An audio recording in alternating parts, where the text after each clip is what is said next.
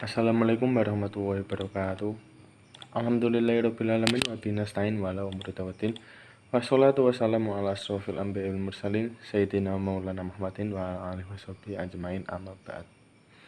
Yang terhormat dosen pengampu mata kuliah komunikasi bisnis Bapak Nurul Huda SCMM, dan tidak ketinggalan pula teman-teman yang saya sayangi dan saya banggakan. Ya, sebelumnya perkenalkan dahulu, nama saya Muhammad Adi Setiawan Pratama, Prodi Manajemen dari Fakultas Ekonomi dan Bisnis Unisnu Jepara.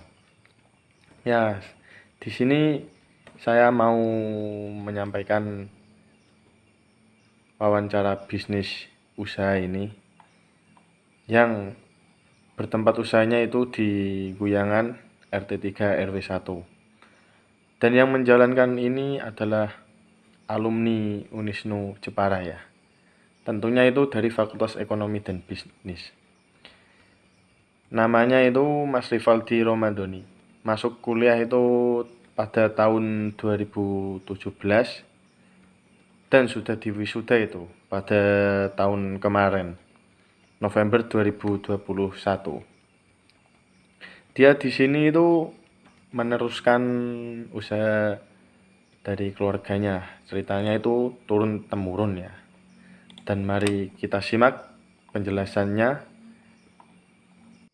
Assalamualaikum warahmatullahi wabarakatuh. Waalaikumsalam warahmatullahi wabarakatuh. Alhamdulillahirrabbilalamin wa bihi nasta'in wa ala umuri tawaddin.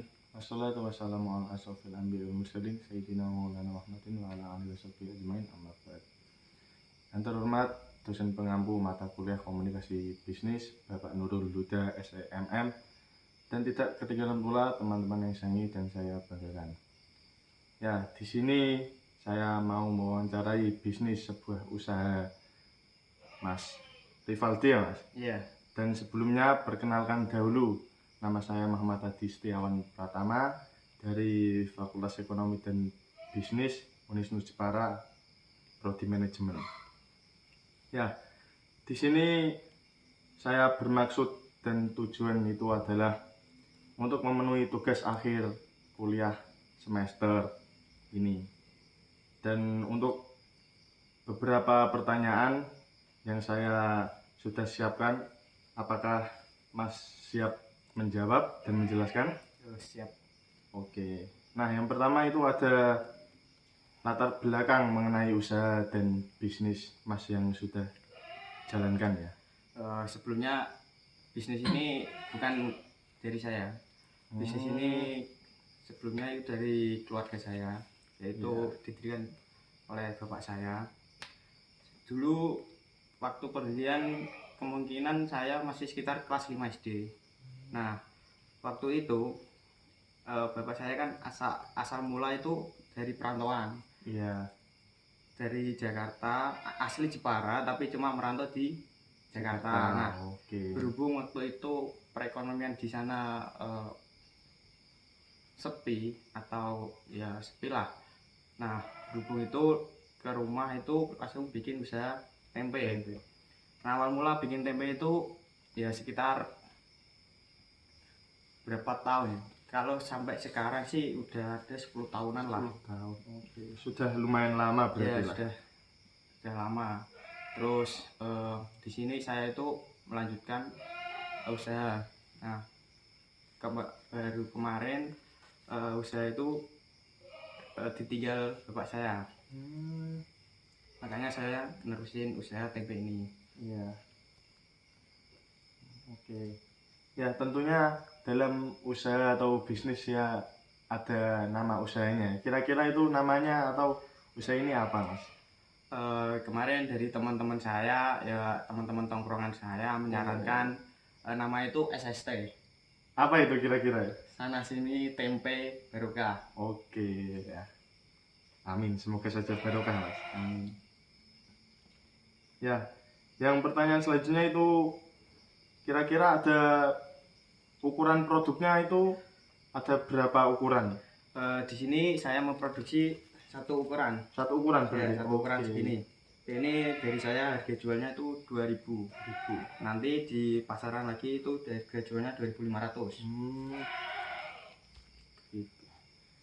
Nah, dari awal kan katanya kan dari turun temurun dari ayah ya. Kira-kira itu dengar dengar sedikit-sedikit masalah modal awal itu gimana kira-kira, Mas? Pertama kali dari modal awal itu sekitar bikin 5 kilo. 5 kilo. Nah, 5 kilo pas waktu itu di tahun 2014 atau ke belakang itu sekitar harga kedelai per kilo itu 6 ribuan. 6.000. Dan sekarang per kilo, per 1 kilo itu udah 10.500. Wih, melonjak. Semenjak ada corona itu lonjakan harga kedelai langsung meningkat drastis. Dan modal awal itu ya paling nggak nyampe 500 lah. Gitu. Soalnya bahan bakunya itu kan cuma kedelai terus ragi. Nah, untuk alat-alat produksi sendiri itu modal awal bisa dikombinasikan alat-alat dapur seperti ember kayak gitulah. Terus Iya. semakin kesini itu kan semakin menggunakan mesin, Iya. jadi lebih Gampang. banyak modelnya lagi lah. Per mesin itu kemarin saya terakhir tanya orang Solo itu paling murah 7 juta. 7 juta. Iya. Dan paling mahal bisa puluhan lah. Iya, iya. Nah, kira-kira ini masalah memproduksi masih sama mesin apa manual? Dari produksi yang saya gunakan ini pakai mesin Pakai mesin, dan pakai manual. Pakai mesin itu buat itu menghancurkan kedelai biar bisa menjadi belah dua. Dan untuk manualnya itu seperti peragian itu kita aduk sendiri pakai tangan. Nah, untuk selanjutnya kira-kira ya masalah keuntungan itu per hari, per minggu kira-kira berapa ya kira-kira? Dari satu kali produksi itu ya perkiraan 600-an, 600.000 hari. Itu omsetnya, masih belum kepotong lain-lainnya. Per hari itu, Mas. Berapa? 600.000 ya, Mas? 600.000 omsetnya, belum kepotong bahan baku, karyawan, dan itu plastik semuanya lah. Nah, untuk karyawan ada berapa, Mas? Ada 2 sama saya. Jadi ya satu karyawan. Oke. Nah, dalam usaha atau bisnis terkadang mempunyai terkendala sendiri ya. Nah, kira-kira dalam menjalankan bisnis ini kadang itu mempunyai terkendala apa sih? Kendalanya? Iya. Kendalanya banyak sekali, Mas, di sini. Pertama dari segi cuaca. Dari cuaca semisal musim panas bisa kita kasih ragi itu kadang suka terlalu kepanasan, soalnya tempe itu kan fermentasi. Iya. Kalau dibiarkan terlalu banyak ragi nanti bisa panas. Dan kalau dikasih ragi sedikit pas musim hujan itu belum matangnya lama. Terus yang kedua itu kendala dari segi pasar kan di sini saingannya bukan memproduksinya bukan saya doang. Iya. Banyak di sini di Jepara lah. Iya. Khususnya di daerah saya itu tahu tempe itu ada kurang lebih 13 orang. Banyak, lumayan. Nah, persaingan itulah yang membuat kendala di di usaha tempe ini. Dan untuk mengatasi kendala itu sih kita bermain kualitas. Iya. Yang utama. Jadi di mata pelanggan itu kan udah mempunyai cita rasa.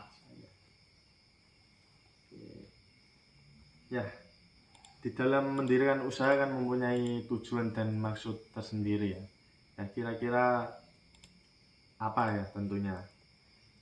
Tujuan mendirikan usaha ini itu ya pertama itu dulu waktu masih ada bapak itu kan Iya. buat perekonomian lah. Iya. Kan dulunya kan dari itu perantau, terus Iya. di sana sepi, terus pulang bikin tempe buat perekonomian di rumah. Nah, sampai sekarang itu jadi ya kerjaan lah, kerjaan. Oke. Nah, mungkin bisa menjelaskan alat-alat apa saja yang digunakan per hari-hari itu apa kira-kira? Alat produksi. Iya, alat produksi maupun mengantar atau gimana gitu. Kalau alat produksi itu sendiri pertama kali bikin itu kan kita sekarang pakai tong. Ya, tong drum itu loh yang besar. yang besar. Nah, itu kapasitas 50 kilo. Kapasitas 50 kilo, terus habis itu kita membutuhkan drum lagi yang warna biru plastik. Kegunaannya itu untuk merendam kedelai supaya zat asamnya itu keluar. Nah, terus yang ketiga itu kita menggunakan mesin buat penghancur biji kedelai itu sendiri. Nah, terus yang keempat itu alat penyaring buat nyaring kulit ari kedelai, Mas. Nah, setelah bersih nanti kita kasih ragi. Dan alat untuk mempres itu kita masih menggunakan api. Lilin ya, masih menggunakan lilin. Jadi kita manual, Mas. Oke. Nah, untuk yang terakhir ini media promosi atau media perdagangan itu apa? Media perdagangan itu kita masih menggunakan manual, Mas, belum menggunakan sosial media. Oke. Dari dulu kita menitipkan ke warung, dari warung ke warung, dari pelanggan ke pelanggan, terus supaya bisa ke sini kan kita dari dulu kita menjaga kualitas. Iya. Tentunya yang pertama itu kualitas ya. Kualitas biar mendapat hati di pelanggan. Oke. Ya, mungkin itu untuk mengenai wawancara saya ya. Semisal ada salah kata atau gimana saya minta maaf. Ya, mungkin itu sih kurang lebihnya. Iya. Oke. Ya, mungkin itu yang bisa wawancara bisnis atau usaha ini. Kurang lebihnya saya ucapkan mohon maaf sebesar-besarnya. Wassalamualaikum warahmatullahi wabarakatuh. Waalaikumsalam warahmatullahi wabarakatuh.